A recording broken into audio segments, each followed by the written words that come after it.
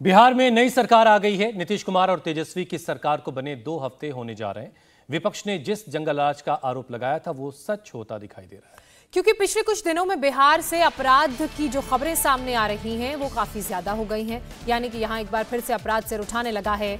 पटना के पास दीघा में कुछ अपराधियों ने जबरदस्ती फायरिंग की और जबरदस्त फायरिंग यहां पर हुई। बताया यह भी जा रहा है कि एक सीमेंट कारोबारी को निशाना बनाने की कोशिश की गई थी।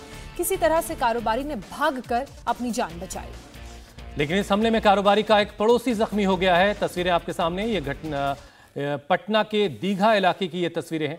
कल रात 6 से 7 अपराधी यहां आए और उन्होंने ताबड़तोड़ फायरिंग शुरू कर दी। बैक टू बैक 8 से 10 राउंड गोलियां चलाई गई। अपराधी सीमेंट और सरिया कारोबारी परमेश्वर राय की हत्या के मकसद के साथ आए थे, लेकिन परमेश्वर राय ने एक गली में भागकर खुद अपनी जान बचा ली। परमेश्वर राय के मुताबिक दीघा के पार्टी पुल इलाके में उनकी दुकान है और रात 10:30 बजे उन्होंने अपनी दुकान बंद की। करीब 20 लाख रुपए लेकर वो घर जाने के लिए निकले थे और इसी बीच सामने से रोड क्रॉस करके कुछ अपराधी आए और अचानक से उन्हें टारगेट करके फायरिंग शुरू कर दी। बुलेट छोड़कर और वो पैसे वाला बैग लेकर भाग गए वहां से। और गनीमत रही कि उन्होंने इन फायरिंग करने वाले लोगों से खुद को बचा लिया। ये हमला सरेआम हुआ।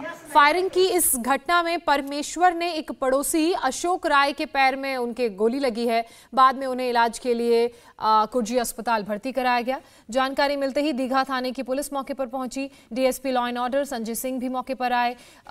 गोलियों का खोखा भी मौके से बरामद हुआ है। आरोप यह भी है कि साल 2018 में परमेश्वर के पिता की हत्या हुई थी और इसी केस में जो आरोपी हैं उन्होंने ये फायरिंग करवाई। फिलहाल पुलिस इस पूरे केस की जांच कर रही है। नीतीश मेरे सहयोगी इस वक्त पटना से हमारे साथ लाइव जुड़ चुके हैं। नीतीश, इस पूरे मामले में अब तक क्या बातें सामने आई है? क्या ये पुरानी रंजिश से जुड़ा हुआ मामला है या फिर क्योंकि पैसों से भरा बैग लेकर भी वो आ रहे थे तो पैसा लूटने की कोशिश के चलते इस पूरे मामले को अंजाम दिया गया?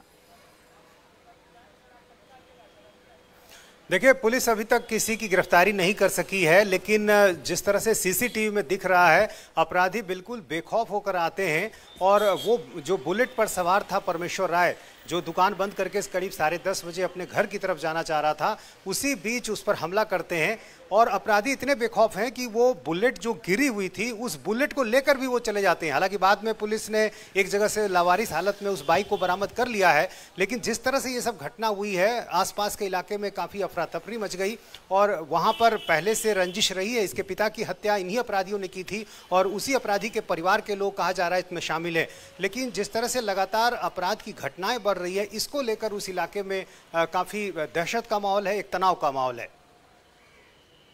और जैसा कि हमें नीतीश बता रहे हैं कि अब तक कोई कार्रवाई, अब तक किसी की गिरफ्तारी नहीं हो सकी, ये बहुत हैरान करने वाला है। नीतीश, पुलिस की तरफ से क्या बताया जा रहा है कि उसकी जांच कहां तक पहुंची है और कब तक ये अपराधी जो है वो पुलिस की गिरफ्त में होंगे?